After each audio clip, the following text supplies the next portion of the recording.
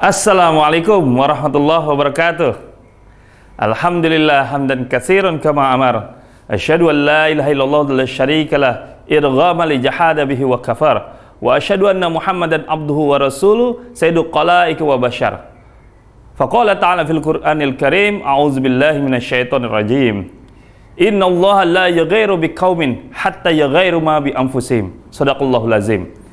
Alhamdulillah hari ini, pagi ini kita bisa berkumpul kembali sama-sama untuk bisa saling melihat antara saya dengan sahabat saya yang menonton di Raden SOS Channel.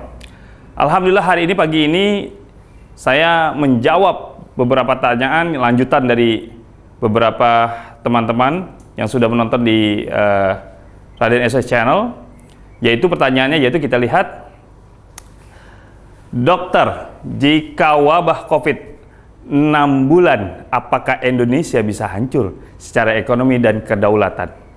Ini pertanyaannya benar untuk saya atau bukan ya? Kok masalah ekonomi dan kedaulatan? Ini dokter masalahnya. Ya, ini saya bingung nih pertanyaannya nih. Perlu dijawab nggak nih? Teman-teman jawab nggak nih? Oh jawab ya? Oh iya. Oh jawab. Ya, ini pertanyaannya nggak diseleksi nih ya kan? Oke. Jadi ini pertanyaannya sebenarnya menjurus kepada kondisi bagaimana ketika pemerintah tidak mampu menangani COVID-19 selama 6 bulan. Khawatirannya dari beberapa masyarakat, beberapa elemen masyarakat menilai kondisi negeri ini akan bisa bangkrut atau juga bisa kedaulatan negara terganggu. Sebelum kita menjelaskan lebih lanjut, ada baiknya kita selalu mengacu kepada Al-Quranul Karim. Lanjut. Kita lihat di dalam surat Al-Furqan ayat 67, Bismillahirrahmanirrahim, walladzina idza anfaqu lam yusrifu wa lam yaqturu wa kana baina zalika qawwama. Yang artinya, dan orang-orang apabila membelanjakan harta mereka tidak berlebihan. Kata-kata lam yusrifu, tidak berlebihan, dan tidak pula kikir, dan adalah di tengah-tengah antara yang demikian. Jadi antara tidak berlebihan dan tidak kikir. Nah itu coba sama-sama nanti kita renungkan. Seberapa jauh diri kita ini secara personal dan secara globalnya adalah pemerintah. Yang bagaimana mereka belanjakannya tidak berlebihan dan juga tidak kikir. Untuk lebih jauh, kita perlu menganalisa kondisi negeri ini yang selalu kalau kita pikirkan bagaimana negeri ini sehat dan tidak sehat itu tergantung dari, pertama adalah kondisi rupiah kita dibanding dolar. Hari ini rupiah kita merosot tajam sehingga mencapai level 16.432,55 rupiah dan mendekati dari 16.500 rupiah. Ini kondisi yang memang belum pernah pada pemerintahan Presiden Jokowi menembus level sampai merosot ini.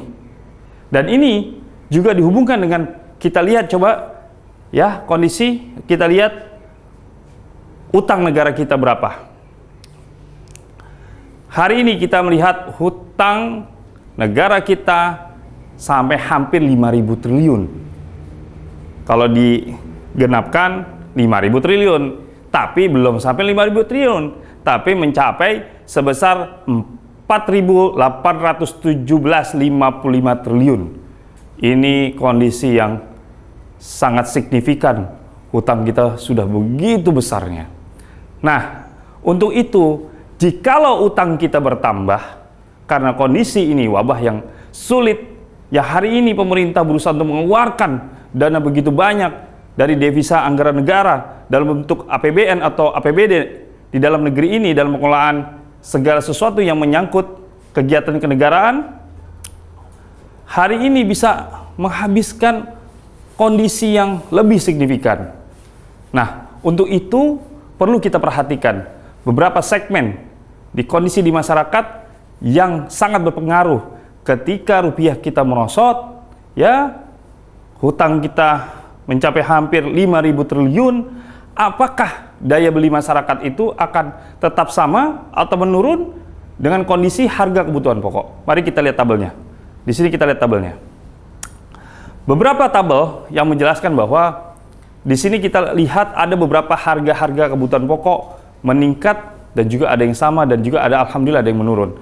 Tetapi kondisi biasanya kalau mendekati Ramadan ya nggak usah ada COVID-19 itu juga biasa juga tetap aja naik dia. Sampai nanti mendekati menjelang Lebaran dan bahkan setelah Lebaran. Nah untuk itu hari ini kondisi pemerintah telah melakukan beberapa ekspansi pasar ya, mempertahankan harga itu, harga barang-barang ini supaya tidak melonjak harganya sehingga masyarakat khawatirnya adalah daya beli masyarakat akan berkurang, menurun. Tetapi hasil survei khususnya saya pribadi dengan teman-teman turun ke pasar menanyakan beberapa kondisi beberapa harga apakah turun tidak, ternyata memang pertama harga ada yang masih sama dan kedua memang ada harga yang turun tapi juga ada harga yang jauh naik ke atas. Kalau ditanya bagaimana daya beli masyarakat jauh lebih turun. Artinya mereka enggan, entah kenapa enggan untuk, apalagi karena aturan yang sudah ada sekarang diterapkan PSBB sehingga masyarakat untuk pergi ke pasar saja sangat hati-hati dan ada rasa ketakutan mereka. Dan ini menjadi dilema kondisi masyarakat yang kondisi harga kebutuhan pokok ada yang meningkat jauh tajam, barang-barang juga mulai berkurang di pasaran, ya. Yang ketiga, masyarakat untuk keluar dari rumah juga takut. Nah, ini harus diperhatikan. Ya, untuk itu perlu adanya sebuah kondisi di mana menyelesaikan kondisi ini. Salah satunya adalah bagaimana pemerintah pertama menyelesaikan kondisi hutang negara. Perlu diketahui para penonton semua bahwa cara membayar hutang negara itu salah satunya adalah pertama, pemerintah harus menerbitkan surat utang negara. Yang kedua, mendorong penerimaan dari perpajakan penghasilan, PPNBM, bea cukai impor, dan lain-lainnya. Yang ketiga, melakukan restrukturisasi utang jatuh tempo. Kalau ternyata pemerintah masih juga belum sanggup membayar bunganya, apalagi pokoknya. Nah, ini membahayakan. Nah, kalau kondisi kita hari ini, kondisi wabah COVID-19 ini yang di tengah masyarakat meresahkan, yaitu adanya kondisi di mana produktivitas masyarakat dalam bidang pekerjaan, dalam bidang perdagangan, ya intinya dalam bidang produksi mereka mengalami penurunan. Nah, pertanyaan adalah bagaimana mereka bisa membayar? Artinya, bagaimana bisa nanti negara membayar hutangnya? Ketika masyarakat sendiri saja dari kondisi yang ada, bukannya mereka tambah kuat dalam segi penghasilan, malah justru mereka di PHK. Ya, nah untuk itu makanya ada beberapa solusi yang bisa untuk menghindari kehancuran ekonomi dan kedaulatan dalam 6 bulan ke depan. Sebelum kita tutup nanti dengan kondisi apakah kondisi negeri ini akan terganggu kedaulatan negara. Insya Allah kalau ini bisa dikaji oleh pemerintah yang mau melihat atau teman-teman semua, mudah-mudahan ini menjadikan sebuah jalan keluar. Yang pertama adalah untuk menyelesaikan kasus di negeri ini yang kondisi negeri kita hari ini tampak terlihat sakit, kondisi kritis yang memang perlu adanya sebuah formula atau obat-obatan yang harus diberikan sehingga bisa mudah-mudahan bisa sembuh, Allah Subhanahu wa taala memberikan kesembuhan dan bangkit dari keterpurukan atau penyakit yang kondisi hari ini kita semua rasakan. Pertama, melakukan pemetaan masalah di negeri ini, yaitu pemetaan masalah apa yang terjadi di negeri ini. Yang kedua, membuat sistem secara komprehensif dan efektif. Yang ketiga, pastinya menurunkan harga kebutuhan pokok masyarakat. Caranya bagaimana? Pemerintah lebih tahu daripada saya. Yang keempat, melakukan pencegahan dan supremasi hukum dengan menghukum para koruptor seberat-beratnya. Salah satunya adalah seumur hidup atau hukuman mati. Nah, sekarang kita tahu hari ini bahwa para koruptor merekalah yang bikin negeri ini sekarat, negeri ini miskin. Karena apa? Karena mereka merampok ya secara besar-besaran, mau dengan secara berjamaah atau sendiri-sendiri, secara formal maupun non-formal. Nah, untuk itu maka perlu adanya sebuah tindakan pemerintah lebih ketat yang bisa dilakukan oleh para penegak hukum. Kalau insya Allah itu bisa dilakukan, maka sudah bisa menyelesaikan 50% kondisi masalah negeri ini, yaitu berhubungan dengan masalah kemiskinan. Yang kelima, negara jangan berhutang lagi, bro. Kenapa? Karena kalau berhutang, kondisinya bukan lagi tambah kaya, tambah miskin. Ya, karena hasil survei dunia menyatakan bahwa yang namanya kalau orang mau usaha, kalau dimulai dengan hutang tanpa difikirkan bagaimana cara membayarnya dan bagaimana usaha itu dilakukan, ujungnya bangkrut. Kenapa? Mereka tidak bisa membayar. Ya, nah untuk itu perlu diperhatikan dan difikirkan. Jangan pernah berhutang. Ya, gunakan kemampuan apa yang kita punya karena Indonesia ini kaya raya. SDM-nya luar biasa. Selain mereka banyak yang pinter, yang secara pendidikan formal maupun non formal sudah luar biasa pinter. Ya, maka untuk itu bagaimana kita sekarang meramu negeri ini supaya pemerintah jangan berhutang lagi. Yang keenam, melakukan perubahan undang-undang tentang pendapatan negara yang berasal dari sumber daya alam dan mineral, baik yang dilakukan oleh perusahaan lokal maupun internasional. Yang ketujuh, mencegah kepanikan, ketakutan, dan pemborosan di tengah masyarakat dan aparatur negara. Ya, jadi jangan sampai kita tuh panik, ketakutan, dan juga pemborosan. Nah ini yang ngeri, udah pemerintahnya boros, masyarakatnya juga lebih boros. Yang kedelapan, menyatukan visi dan misi hati untuk para konglomerat. Ini yang terpenting ini. Ya, para konglomerat untuk keluarga. Siapa di sini keluarga di negeri ini yang kaya raya? Saya nggak sebutkan. Yang kedua, para pengusaha. Siapa di negeri ini para pengusaha yang kaya raya, yang konglomerat, yang uangnya luar biasa banyaknya. Yang ketiga, para pensiunan yang memiliki kekayaan yang luar biasa, yang juga saya tidak sebutkan. Tapi tentunya bukan pensiunan umumnya. Ini pensiunan khusus yang mereka mendapatkan ya penghasilan entah bagaimana caranya menjadi kaya raya. Ya, visi misi dan hatinya apa? Membantu negeri ini yang saat ini dalam kondisi kritis dengan menyumbangkan atau sedekah kekayaan mereka untuk fakir miskin. Pertama, fakir miskin. Yang kedua, janda miskin. Yang ketiga, yatim piatu. Keempat, korban bencana. Yang kelima, korban konflik. Yang keenam, korban PHK. Untuk apa modal itu diberikan? Untuk modal usaha mereka. Ya, diberikan untuk modal usaha mereka.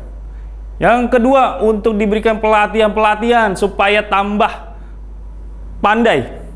Biar mereka bisa bagaimana untuk mandiri, ya, tidak tergantung dengan orang lain, tidak tergantung dengan negeri lain. Yang ketiga, pembangunan sarana dan prasarana usaha. Dan itu perlu difikirkan untuk para konglomerat, keluarga, pengusaha atau pensiunan yang memiliki kekayaan yang luar biasa. Lalu yang kesembilan, kita lihat menghapuskan pajak penghasilan tenaga kerja. Ya, kenapa harus dihapuskan? Karena kalau tidak dihapuskan, bagaimana bisa kaya tuh para tenaga kerja? Khususnya tenaga kerja yang mereka berbasis pada apa? Pada perusahaan-perusahaan menengah ke bawah. Nah, penghasilan mereka aja untuk hidup saja mereka sudah kurang, bukan pas-pasan, kurang. Ini dikenakan lagi pajak. Untuk itu maka perlu adanya sebuah perubahan undang-undang ya atau peraturan untuk menghapuskan pajak penghasilan tenaga kerja. Yang kedua, menurunkan tarif listrik, bukan membebaskan. Menurunkan tarif listrik, jangan naik terus. Ya, tiap tahun naik terus. Ya, bukannya harga-harga kebutuhan yang lain, tarif listrik naik. Yang ketiga, BBM. Bagaimana cara pemerintah bisa menurunkan harga BBM? Kalau bisa, luar biasa. Itu baru pemerintahan yang luar biasa. Ya. Yang ke-10, pemberdayaan masyarakat untuk meningkatkan usaha kecil dan menengah melalui koperasi yang sifatnya produktif. Pertama, koperasi unit desa. Kedua, koperasi produksi. Contohnya unit desa adalah ya menyediakan pupuk, menyediakan bibit, ya. Seperti itulah contohnya. Kalau untuk koperasi unit desa yang berbasis untuk kebutuhan pokok seperti pertanian, perkebunan, dan peternakan. Yang kedua, koperasi produksi berbasis pada sasaran pabrikasi, yaitu salah satunya contohnya usaha misalkan pabrik tempe, pabrik tahu, ya, dan pabrik yang lainnya. Yang ketiga, koperasi konsumsi baru yang berbasis kepada kebutuhan pokok baik sekunder maupun tersier. Bukan koperasi yang simpan pinjam, yang koperasi bunganya saja dalam 1 bulan 100%. Hati-hati ya, koperasi-koperasi yang ilegal, itu yang bilangnya koperasi keliling, bank keliling, itu hati-hati semua para penonton. Karena bukan bikin kita tambah kaya, yang ada tambah miskin. Ya, mesti diperhatikan. Yang ketiga, yang diperhatikan adalah selain tadi koperasi, yang hindari koperasi ilegal, simpan pinjam. Yang kedua, untuk saudara-saudaraku para petani dan nelayan, hindari para tengkulak. Karena tengkulak bukan menyelesaikan masalah, tapi nambah masalah. Untuk itu, maka ini 10 langkah-langkah. Jikalau pemerintah tidak mampu mengatasi kondisi wabah ini yang berbahayanya untuk perekonomian masyarakat, maka bisa digambarkan suatu saat negeri ini bukan tambah maju, tambah kaya, tapi mengalami kebangkrutan. Kalau sudah itu, berbahayanya adalah apa? Kondisi masyarakat mengalami apa? Mengalami sebuah keyakinan bahwa pemerintahan yang hari ini ternyata tidak mampu menyelesaikan masalah, justru bukan tambah bisa membuat masyarakat sejahtera, justru buat masyarakat tambah miskin. Tapi hari ini kita lihat pemerintah begitu giatnya, pemerintah Bapak Jokowi hari ini berusaha keras bagaimana untuk bisa menyelesaikan wabah COVID ini dengan cara memberlakukan beberapa aturan-aturan walaupun secara teknis masih bermasalah. Kenapa? Karena tidak sesuai dengan aturan yang dibentuk, ya, yaitu PSBB, undang-undangnya. Tapi itu nanti kita bahas yang lainnya. Tapi mudah-mudahan Allah SWT memberikan kekuatan, memberikan jalan keluar untuk para pemimpin kita untuk bisa menyelesaikan masalah yang ada. Tetapi ingat para penonton semua, mudah-mudahan apa yang kita khawatirkan tidak terjadi, ya. Insya Allah bermanfaat untuk kita semua di pagi hari ini, dan untuk saya pribadi dan juga untuk semua. Sampai ketemu di episode pertanyaan selanjutnya. Assalamualaikum warahmatullahi wabarakatuh.